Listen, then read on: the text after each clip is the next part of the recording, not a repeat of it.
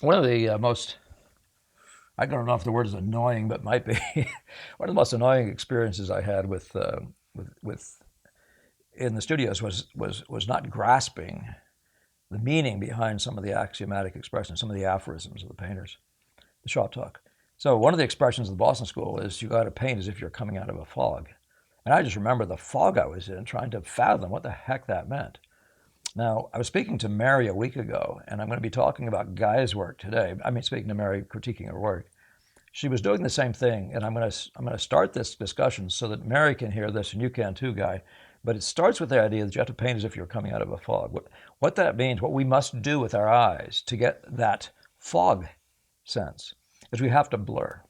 We have to blur it like crazy, okay? So this would be the lesson, if you want to call it one. We could call it the lesson on blurring, okay? Because it's what's biggest back-straggler about your work, okay? No, I shouldn't say that. There's several good, important things to work on. Now, you've done the right thing here. You've set up you showed me where you're set up, where it is, what you're doing.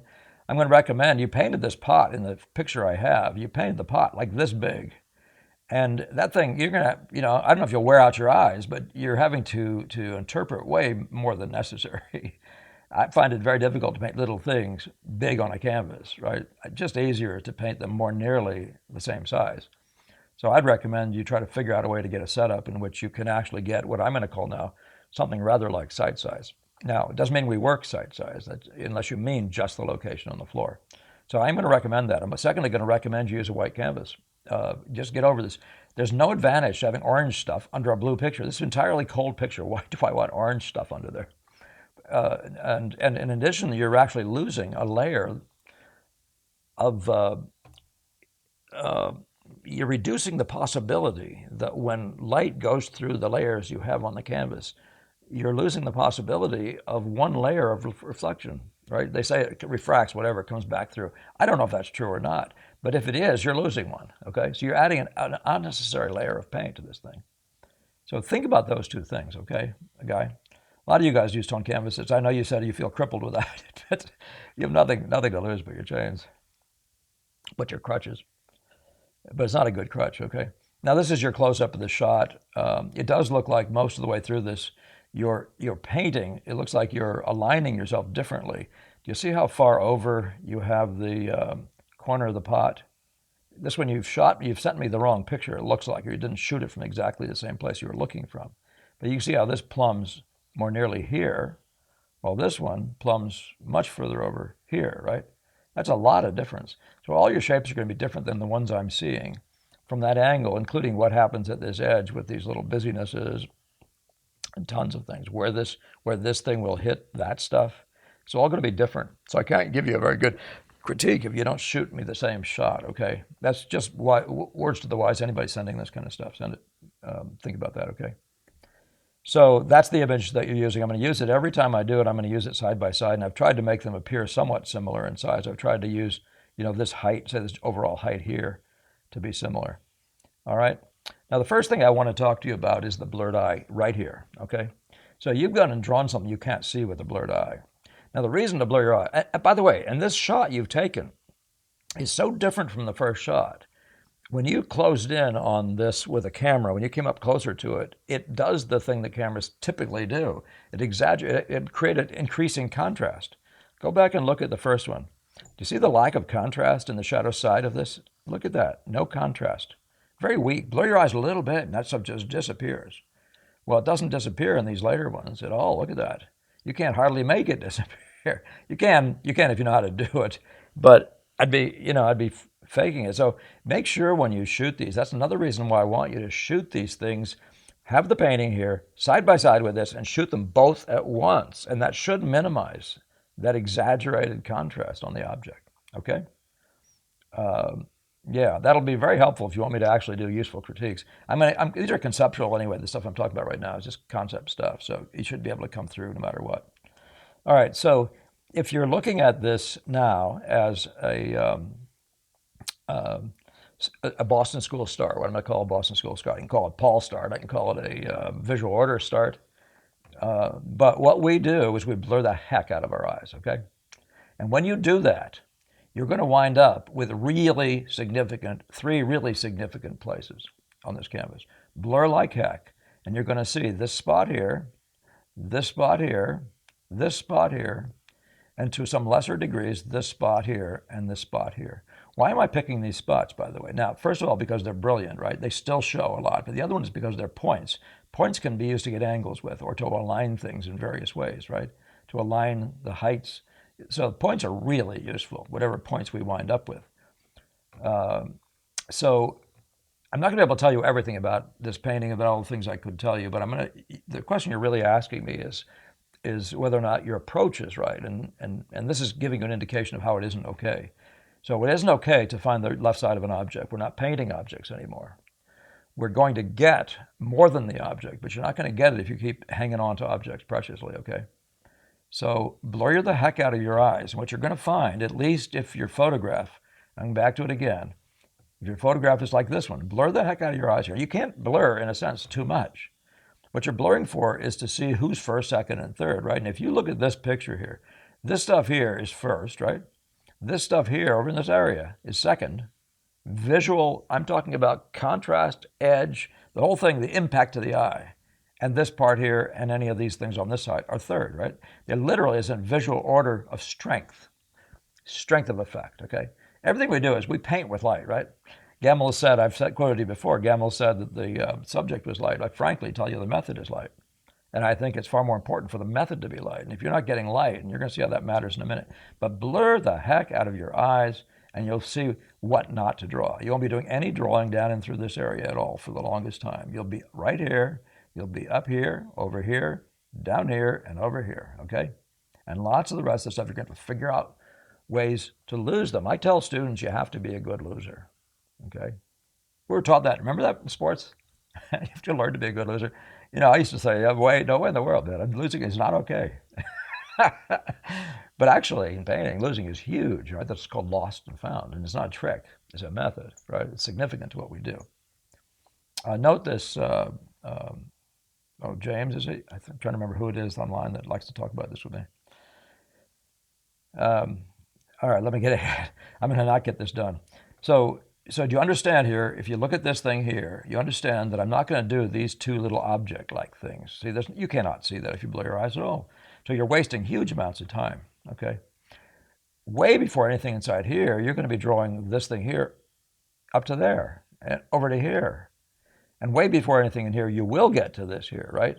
So it's not just that the visual order is the order of strength, the order of projection, but it's also an orderly way to work. And surprise yourself. Try it. I mean, it's just surprise yourself. Remember this, the strong guys are the most important ones. If you can do the strong guys well and organize them well, you're going to win. I mean, that's one of those fascinating things about this way of working. And but let's back off just for a second. The first part of our way of working is a color, okay? We really have got to put spot color around. We need to know what our darkest dark is, which is over here. And you need to just put a blob over there. I don't want it over here. Put it over there somewhere where it's safe. Get this variation on it over here. I want to see that. I want the richest note. I want that blue sitting there somewhere. I want the lightest light, which is probably this thing, but I want some of that mass too, right? I want the warmness of this note here because I want to know what it's going to take to hit it. That's this one right here. And so on, right? And you're going to go around. This is going to be a brown, right? It's not going to be black or something like that. It's going to be an actual color. And you're going to be a colorist in this phase, okay? So everything under here is just blobbed on, and we're not doing any drawing until we see, and this should be a blob, by the way. This light should be a blob. And then when we think that value looks right, they're all corrected to each other. So this is the lightest, and maybe that's the second lightest, and maybe that's third, or whatever order it's in. And we've righted them to each other. They feel right as value masses. Then we get to put them together as effects, right? And that's when you begin your drawing process. You start establishing the location of a spot like that. But you first establish the effect, brilliantly make the effect, okay? And then put it where you want it. I will talk about the whole idea of equilibrium, balancing a picture and stuff, but I can't do it based on what you've given me here. So let's not talk about that. But so if you understand me, I wish I could block this in for you, but I can't. I tried to do it, and my printer just prints everything too dark, so it wouldn't have worked. But eventually, when you start massing, you got this whole idea of losing. This is all going to run into this, change colors, become broken, black, white, blah, blah, blah, blue, white, whatever. But and your next drawing, if you blur your eyes, after you get this, this, uh, well, this, and then some stuff over here, eventually you're going to be after this entire line. You're going to have that entire thing worked out mostly. You're going to have this thing here pretty much worked out mostly because if you blur your eye, you can see that's plainly what's happening. And then you'll get to the next level and the next level of stuff. But you're not going to bring any drawing into this side. Okay. All right. So, and again, you'll see the value of that here. Now, this is where that nonsense of we don't need orange stuff on here. We actually, white's a way safer color to have out there. You're going to be influenced by that. But as again, I've said, this is a blue picture. If I was going to tone this thing, I'd tone it some blue color. I wouldn't tone it red. Follow Degas' thinking on that one. So, but yes, you're getting some kind of a light effect, but I can't tell. I mean, you see how glorious this chroma is. You're leading chroma in the painting. Well, in actual nature, this is the leading chroma, right? And it needs to be out there already. So, but pretty much what your goal should be right now, you can see, right? It should be this. Now, this here could be just a dark, eventually oozing up in here, like again, like a lostness. Again, blur your eyes a ton, but give me a good job of this. I mean, like as if we're the last time. Really do beautiful work here. That should be a solid mass, a big chunk, and it should have the beginning of form on it, right? It should just be beginning to be rounding a bit.